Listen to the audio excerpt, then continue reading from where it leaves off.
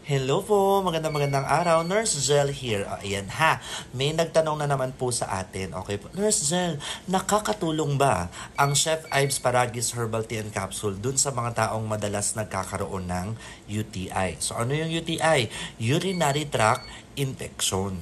Okay po. So, ito po, ang nagdudulot nito ay isang uri ng infeksyon, okay po, na kung saan yung bacteria na minsan nanggagaling po sa ating rectum o puwet o dun sa ating skin, okay po, minsan nakakapasok siya doon sa daluyan ng ating ihi. Okay po.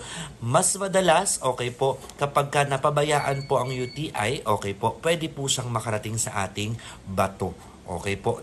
Nako, mas mahabang usapan pagdating sa infection sa bato. Okay po. Marami pong bagay ang nagpapalala kapag ka meron kang UTI. Okay po. Ano yon? Minsan sa pag-inom po ng mga artificial sweeteners, spicy foods, alcohol, kape, acidic fruits, o di kaya yung mga caffeinated drinks. Okay po. So, alam niyo po ba na makakatulong po ang pag-take ninyo ng Chef Ives Paragis Herbal Tea and Capsule? Kasi po, unang-una, okay po, meron siyang antibacterial property. Okay po, yan po ay tumutulong para po mapuksa yung mga bakterya na meron po sa atin pong daluyan ng ihi na nagkukos ng UTI.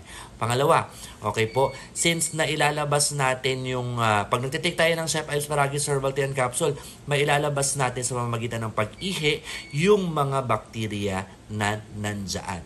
Ngunit, okay po, in the long run po iyan. For example, may UTI ka ngayon, hindi po porket nakainom ka ng isa, dalawa hanggang 3 araw, okay ka na. Hindi po.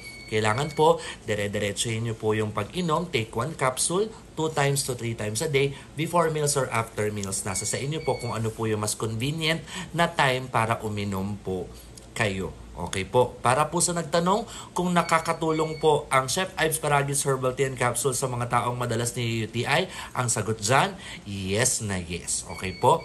Kung meron pa po kayong mga ibang karagdagang katanungan, comment down below or i-message nyo po ako para po maipaliwanag ko sa inyo. Okay po? Tandaan, prevention is better than cure. Lagi po kayo mag-iingat. Thank you. God bless you. Mwah!